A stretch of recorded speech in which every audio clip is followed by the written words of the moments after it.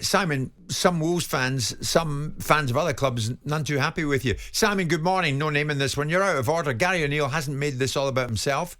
He's seen decisions go against his side, and they are blatant errors by VAR. Wolves have seen this happen too many times, and it's nothing to do with anything other than they feel there is a carriage of misjustice being committed here. I mean, again, you could say Wolves have been on the receiving end of this. I go with you, Simon, that we wouldn't have heard from Gary O'Neill last night in the way we heard from him had the scoreline be Wolves winning 3-2 at Craven Cottage. That's a fact of life. But he does feel that things are going against him, which should be prevented. Yeah, look, there are instances where he has said that they have repeatedly apologised, and we have said this. Unless you say what people want to hear, and every syllable they want to hear, they'll find the one part of the conversation they don't like and then superimpose it over the entire conversation. VAR is here for a reason. It was brought in because of the complexity and the difficulty of the way that the game was moving and the expectations of referees and the pressure that referees are being put under. It would appear from the dynamics of the information that we get that statistically VAR is getting more right than previously was the case. Yeah. So with those two things in play, then you say to yourself, VAR has a modicum of success. When people are apologising for making mistakes, then you start to say, well, I was the first person to turn around and say after the VAR fiasco at the Tottenham-Liverpool game, that's appalling. It's ridiculous. That makes a mockery. That gives everybody a hook to sink into and hang on the back of and turn around and say, look at these decisions. But what you'll never do is you'll never look at all the decisions they get right. You only look at the decisions they get wrong. And it feels like you and I are sat on this show defending VAR referees and constantly reading comments about we are, defending VAR. No, I'm not defending VAR. I think there's lots about it that could be done better. Yeah. Do I think the on-field referees are strong enough? No. Do I think that the technology needs to evolve? Of course I do. But I'm also moderately grown up about where we are and why we're here, and mistakes are going to be made. And the idea that fans have got it into their heads that every single time a VAR intervention happens, it's 100% correct, and every time it doesn't happen, it's 100% correct, I think is rather silly. Well, what we're going to do is this. We're going to go back to the phone lines because many of you are calling in. Before that, I might have some more bad news before better news is on the horizon.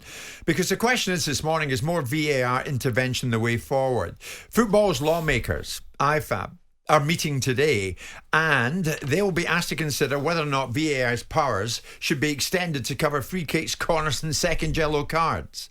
A VAR working group, yes, a working group, established by FIFA, has been looking into whether or not video assistant referees should have greater responsibilities.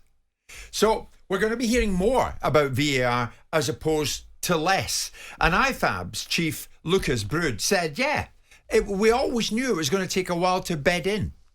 We brought it in to improve the decision-making, improve the fairness of the decision-making for all the teams involved.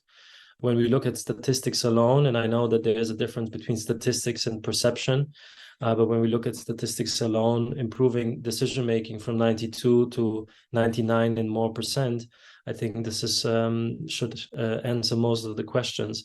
It's not a perfect system.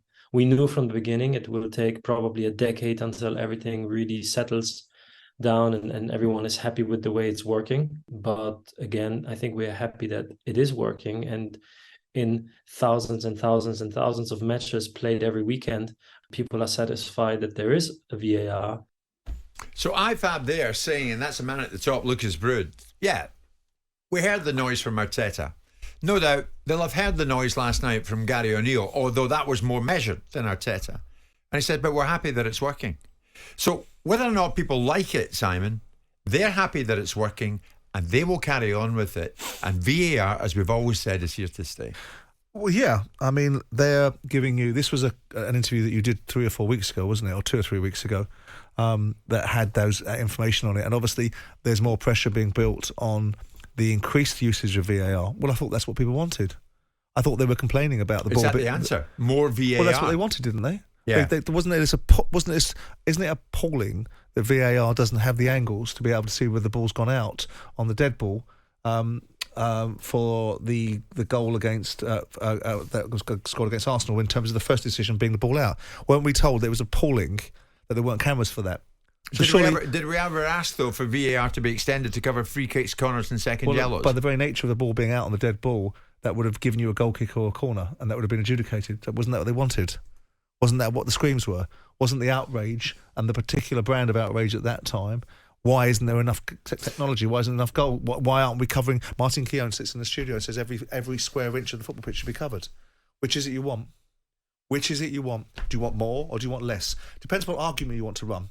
When you're outraged about something that's happened to your team, you want more. When you're outraged about something that hasn't happened to your team, you want less. So which is it you want? If you want VAR scrapped, remember what you used to say before VAR was here. Remember what the conversations were. Remember the death threats that referees were getting because they weren't able to make decisions because the game had moved on to such a level. And what's happened is that the technology of television has brought about the dissent. Because I'm not suggesting that television should be blamed, but it's part and parcel of the journey that we're on.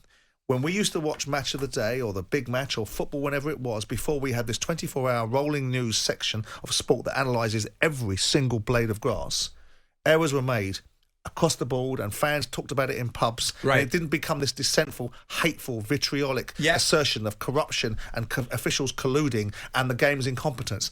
Now we've got 24-hour scrutiny on football. The referees couldn't referee in that climate. They needed more support. So along came VAR. Now, whether these IFAB boys are a bunch of pencil heads in a room that are quite happy to justify their own existence, I don't know. I do know that they're made up of footballers themselves, because when Martin regularly says that he doesn't get footballers at the table, and we know the Marco van Bastens of the world have sat on these committees. Right. We know that the Arsene Wengers, who are very loud voices when it suits them about having two World Cups every 2 years, have been involved in this decision making. 2 years ago, it was nobody knew. The players were going mad because of a handball decision, and when you asked the players what the rules were, none of them knew it. Now, I'm not suggesting that's right, Jim. But whatever you do with an emotional sport, you're going to get an outcome that some people aren't happy.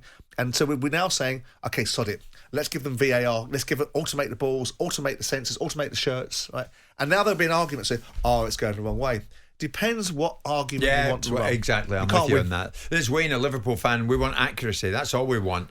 And pacey, accurate decisions. I agree with you on that. I was at Tottenham on Sunday, and it could be quicker. And that's all I would say. And that's fine. And we all agree that the protocols that determine the outcomes are too slow. I agree with the fans. As a fan myself, I agree sometimes you're sat there going, come on. This is too much. I agree. I agree with that entirely. Here's John, Nottingham Forest fan, who's been waiting patiently. John, it's here to stay. You're going to get more other than less of VAR. So more of it's on the way, mate. You better get used to it.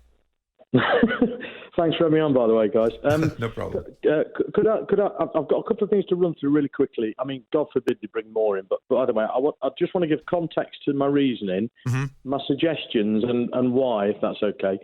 So, I believe we should be starting with football's a game of passion. It's spontaneity on and off the pitch. It's fans celebrating goals, real time, etc. Imagine the Aguero moment with VAR. Just imagine that ruined. I think if you ask most fans these days, just to make Simon's point, in the old days complaining about decisions, etc. I think if you ask them now, having seen what VAR has done to the game of enjoying it as a spectacle, they'd probably say, okay, we were wrong, let's go back to the old ways. However, it's here to stay. Can I suggest, this is my plan for VAR, for what it's worth. Yeah. Okay. I think the auto offsides needs to come in. However, if there's a way of having a small margin in favour of strikers, great. So the on-field flags can be raised on the pitch as it happens. That's it. The goal line text stays off, of course. Now, regards things such as decisions made by the referee, handballs, penalties, fouls, etc., I honestly think you've got to embolden the referees. They've got to be allowed to make the decisions, and the fans are just going to have to deal with it, unfortunately. I personally think that they should have retrospective action. So if a player, because most decisions, i.e. a penalty that isn't a penalty, or a handball goal, etc., it's usually players that are diving, feigning diving, committing fouls. I think if there's a goal scored from a penalty, that upon reflection, looking at it camera-wise after the event, after the game, and it's quite, openly honest that the player has dived to get that penalty, then they should get retrospective bans. Okay, John, can I simplify this? And I hear what you're saying and your points are well made. Here's the situation. Do you not agree? If VAR goes for a certain club, if it goes in favour of a certain club, the manager's happy and quietly does a post-match interview. If it goes against his side and they lose the match, they speak out. Agreed. I've got my own points on that though, Jim. I honestly think, and this has happened. I go Forest regularly, and I've sat in the stands. Every single one of my friends that go to matches crave, if going back to the Championship in some respects, because we love the spontaneity. We can deal with the bad decisions. We might moan during the game. We might moan afterwards. But I would not replace that, the enjoyment of watching the game, instead of you score a goal, you don't celebrate as much as you would thinking, oh, this is going to be offside. Is it offside? Is it not offside? I'm happy to take that on the chin. One other thing I'd also say, Jim, just and Simon, as my point as well, I think referees' standards on the pitch have gone down purely because it's like a degenerative skill. If you don't practice it, it's almost like bringing in, self-driving cars. The skill of the driver is going to go downhill. And I think referees now, they've got that extra ability to go to the cameras, go to VAR. Mm-hmm. They can make decisions being careful because they know that they're going to get backed up. And you can see the performance of the referees. They look as though they've had maybe I'm a romanticist, but no, I hear what you're saying, John. Your points are well made, and listen, we've given you a bunch of airtime, and we're happy to do that because your argument's a decent one, John, the Forest fan. The fact is, IFAB are here today, Simon, and the fact is, we're going to see more of VAR than less. Yeah, but people have short memories. And I reckon we just have to get on with it. People have short memories. I remember writing an article, I was just looking at it whilst the fellow was talking, in 2005 for The Guardian, talking about technology in football. Are we seeing, and I know I'm talking off the top of my head, are we seeing this outrage in every other league around the world about VAR and its implementation? Are we seeing the level of dissent and discontent? Because obviously we were told by Mikel Arteta that the refereeing standard in this country was worse than everywhere else. And then we've seen that whole body of the refereeing decisions across the continent were equally as bad. So that ridiculous assertion was crushed in the cradle. But, you look at this, every sport can embrace technology except football. Yeah. Every sport. Yeah. Football's got to do it because other sports, as you rightly say, Simon, have embraced it and get on with it. I'm afraid football's just got to do the same. Jim White and Simon Jordan. Monday to Friday mornings from 10 on AM, on DAB, via the talkSPORT app and on your smart speaker. talkSPORT.